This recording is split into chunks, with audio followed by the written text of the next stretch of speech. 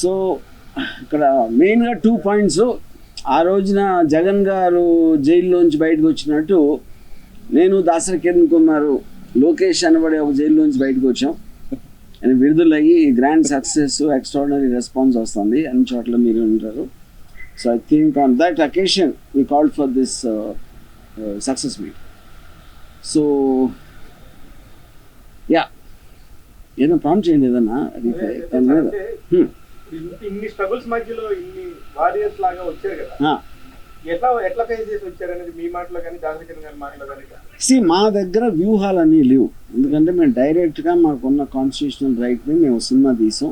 దాన్ని వాళ్ళు ఎదుర్కోవడానికి వేరే వేరే వ్యూహాలు వేశారు. మేము మాత్రం క్లియర్ కట్గా ఒక లీగల్ ప్రాసెస్లో ఆన్ ద రైట్లో వెళ్ళాం. అప్పుడు నాకు కిరణ్ గారికి కానీ మా ఎవ్వరికి కానీ వ్యూహం అనేది లేదు. వ్యూహం అనేది ఉట్టి వాళ్ళే చేశారు.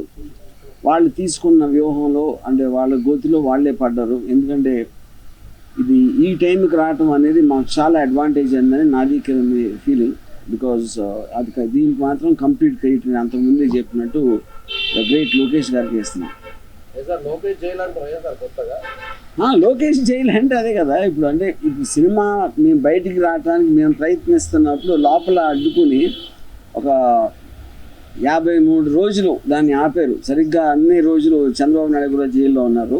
సో దానికి రివెంజ్గా ఈయన మా సినిమాని జైల్లో పాడేశాడు 53 రోజులు.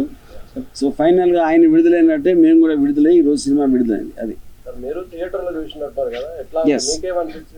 అంటే చాలా అంటే ఇప్పుడు ఒక పొలిటికల్ ఆస్పెక్ట్లో ఎక్కడో అక్కడ కొంచెం తెలిసిన కాదే కదా, దాన్ని మీడియా అంతా తెలిసి ఎప్పటి నుంచో దాన్ని ప్రసారిస్తుంది.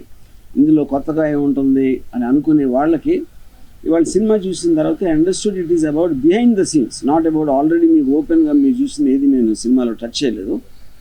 నాకు ఎక్కడో ఒక చిన్న డౌట్ ఉండేది, ఇది అర్థమవుతుందా ఇలా చేస్తే అది అని. But from the response I could see that very clearly understood audience.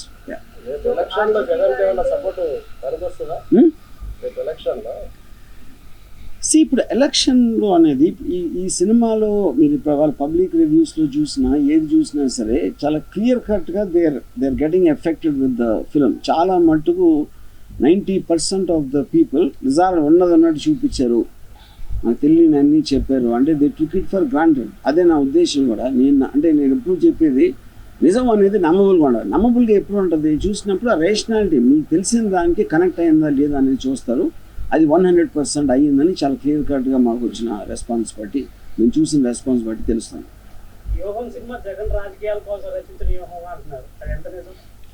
ఇప్పుడు నేను ఇప్పుడే చెప్పాను కదా, ఇప్పుడు ఇదేమీ నాకు కొత్తగా తెలియదు. నాకు కొత్తగా తెలిసింది మీరు చూపిస్తే మీరు నమ్మాలని లేదు. ఆడియన్స్ నమ్మబుల్గా ఉన్నప్పుడే కదా అది సక్సెస్ అయినట్టు. నేను చెప్పేది లేకపోతే ఎవరో చెప్పింది కాదు కదా.